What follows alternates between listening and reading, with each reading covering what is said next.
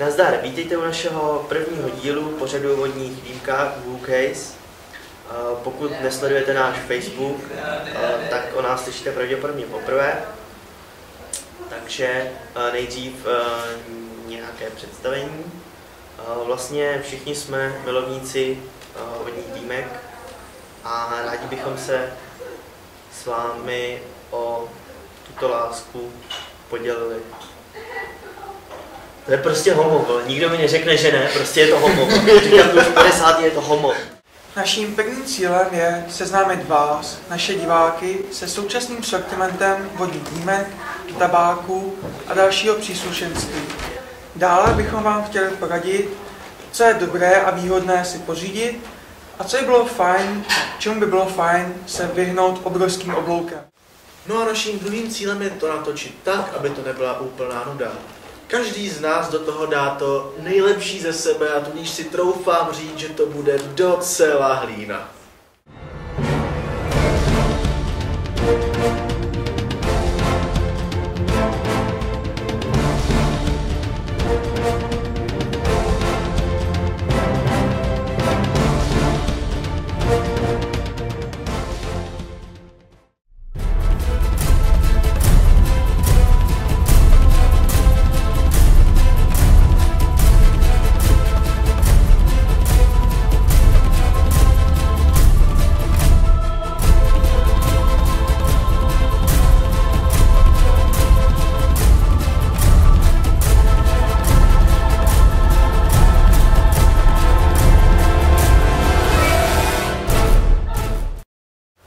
V dnešní epizodě si představíme vodní dýmky Kyle Mamoon. Vyzkoušíme tabáky Naglamix Cosmopolitan a Alphager Arena Speed. A nakonec si ukážeme jednu šikovnou vychytávku pro chlazení kouře.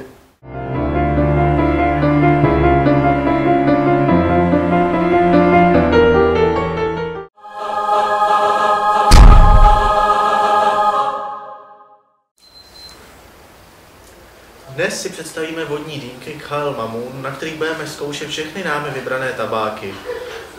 Tyto vodní dýmky patří kvalitou ke světové špičce a já vám hned vysvětlím proč. Jedná se o egyptské vodní dýmky tradičního stylu, které vynikají především kvalitou zpracování. Těla dýmek jsou vyrobeny z nerezové oceli, případně mědi nebo mosaze, váza je ručně zdobená a KMky jsou zde v kulově doupěti vybavené kotlíky fanu, které zajišťují správné a rovnoměrné spalování tabáku. Vysoká kvalita zpracování zaručuje, že při správném zacházení tato dýmka zůstane v perfektním stavu po celá léta.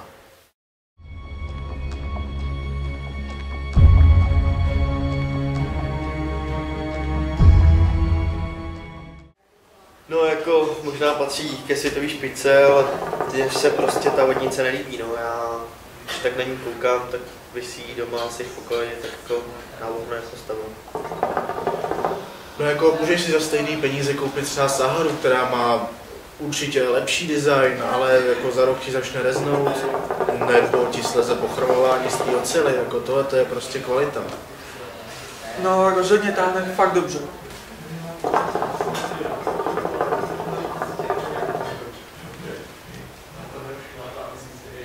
Když se mi jako ten vzhled úplně nelíbí, tak s tím, že táhne fakt dobře, musím souhlasit. Jako prolezal jsem různý fóra, jako co se týče uživatelů, tak s těma KMkama jsou jako hodně spokojený a v Americe to jsou prostě nejoblíbenější značka.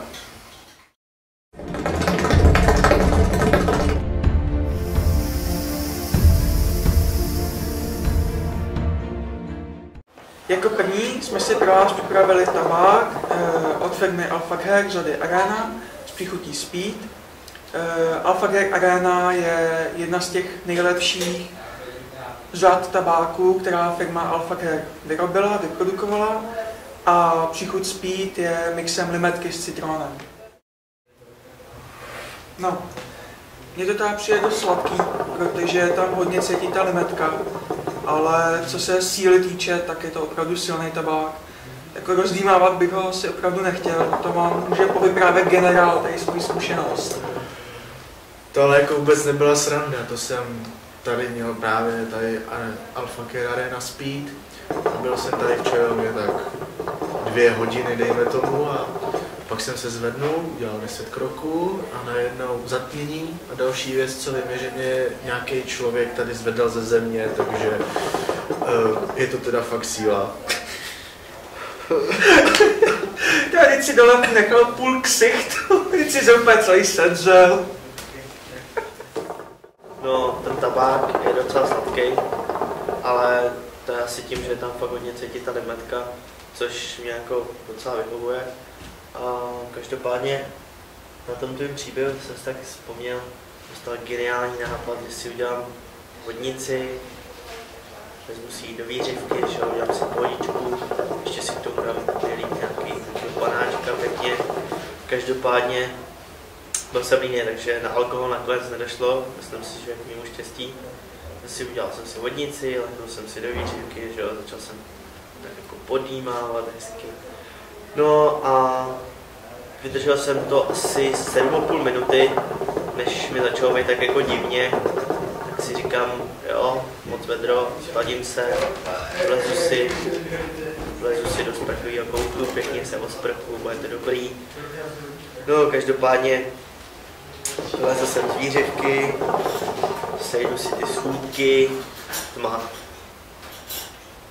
Sima najednou, říkám, co je, probudil jsem se na zemi, říkám, fajn, musím se dostat do toho sprcháče, takže znova stanu, pokus číslo 2, no nic, probudím se na zemi, říkám, fajn, stávat už asi nebudu, takže jsem se doplazil do sprcháče, no a to jsem mi zase dělal tak jako blbě, jako, tak říkám, tak pustil jsem si na sebe tu vodu, stál jsem tam půl hoďky odhadem, říkám, jako, jenom tak si zjistím, jak dlouho jsem cestoval ty 2 metry z té výřivky do toho sprcháče. No, po odečtení času sprchou jsem zjistil, že to bylo zhruba 1,5 hodiny, necelou, což je jako takový dost děsivý, jestli člověk uvědomí, že 1,5 hodiny šel 2 metry prostě. No. Nebo tam nikdo, kdo by mě zvednul. Dokážeš představit, mu tam přišli ty rodiče a viděli tu vodnici a nahlího Štěpána, jak se snaží doplazit do sprcháče. Tohle je vážně dobrý tabák, hodně sladký, ale to mi vlastně nevadí, je to fakt síla, já mám rád ty silný tabáky a je to opravdu dobrý. To se to myslíš? No, já bych to tak si už i zhodnotil rovnou, když už jsme u toho. Za mě je to dost kvalitní tabák, silná dýmivost, silná síla a ta příchuť je opravdu dobrá, takže za mě je to 9. Co vy, pánové? No jako tady ten tabák je fakt jeden z nejlepších, co jsem zatím měl, a i když jsem mě už jednou pokusil zabít, tak mu musím dát 9,5 bodů.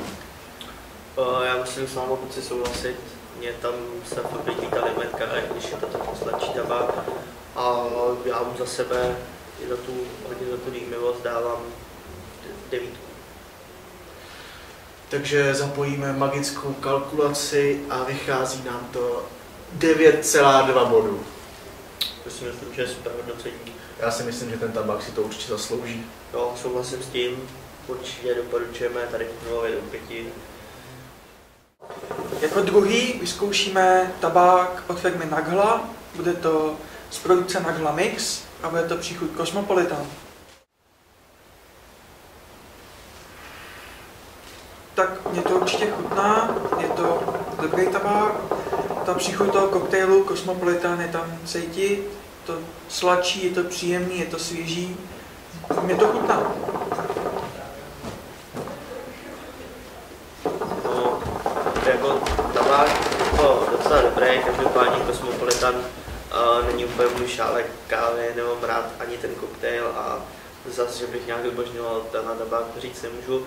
Každopádně má dobrý dým, je to jeden z lepších od Naghly, takže jo, docela je dobrý. Jako, Já z toho fakt hodně cítím tu vodku a úplně mi to připomíná, když jsme si do té vázy lili ty 3 panáky vodky a skoro tam ta vodka není ani potřeba. Stejně bych tam asi trošku, co? Víš, jak bychom potom dopadli?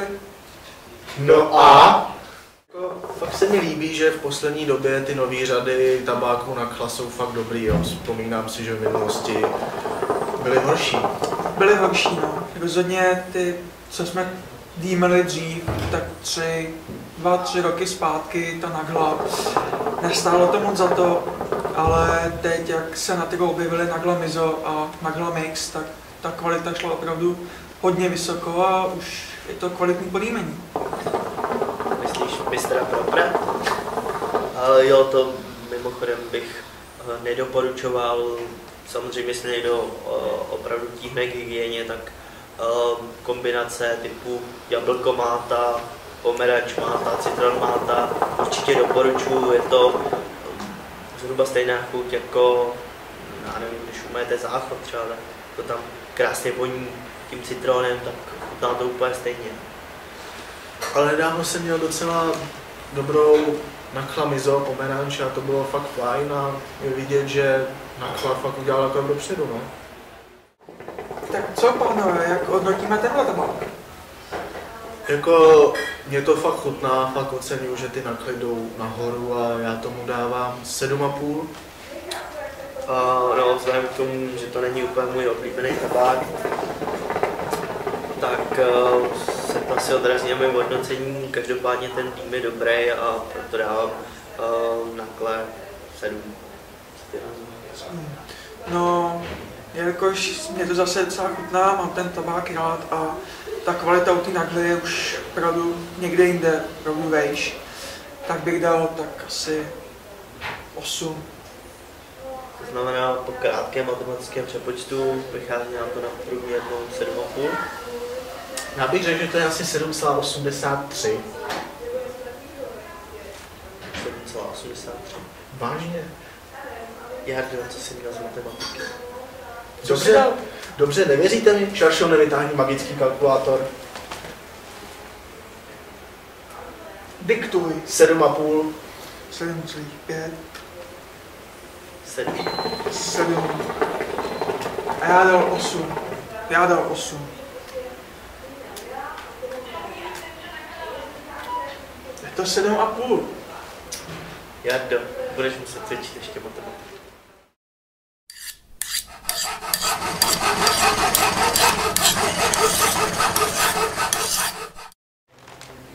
Vítejte u Tipů a triků. Dneska si představíme jednu super vychytávku na vodní dýmky.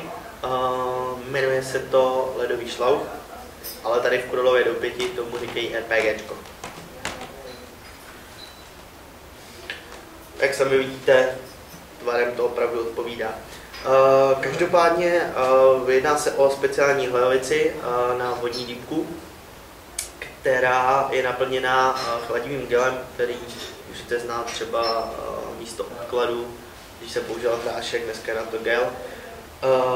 Je to vlastně vymražený, je to jako kdybyste tam dali led, každopádně ta chladící schopnost téhletý hlavice je mnohem větší a i když jsme testovali spoustu pokusů s ledem a ledovou tříští, tak nikdy to nevychladilo kouř jako tahle hlavice.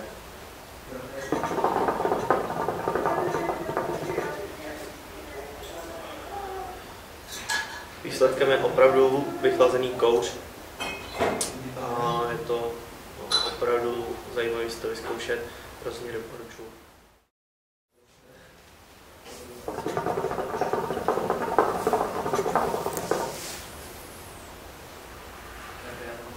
Tak rozhodně musím říct, že ten kouř je opravdu hodně vychlazený. Je to lepší požitek a když si vzpomenu, kolik jsme dávali kostek ledu jako do vázy, aby jsme schladili trošku a nikdy jsme nedosáhli takovýhle výsledku. To fakt dobrý.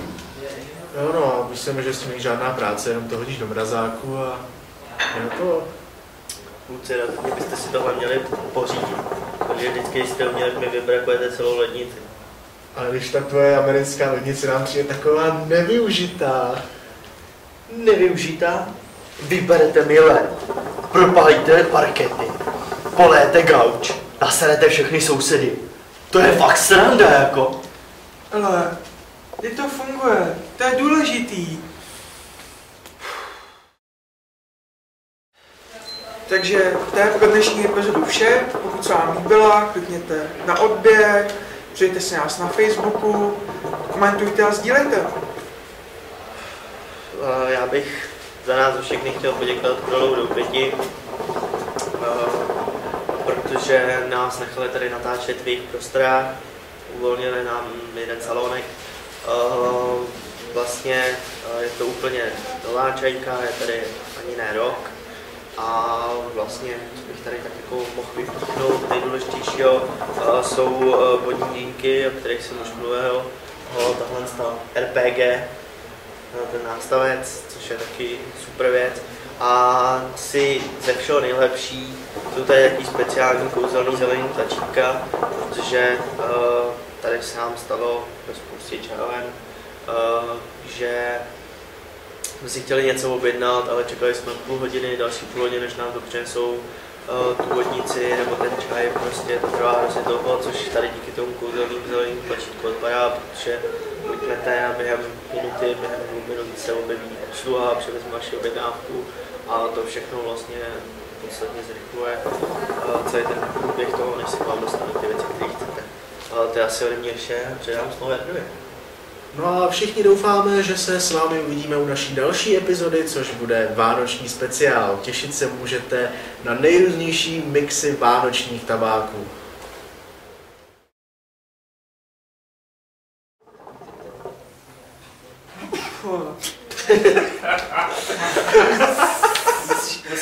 Musíš jemně. Profesionální. Takže počkej.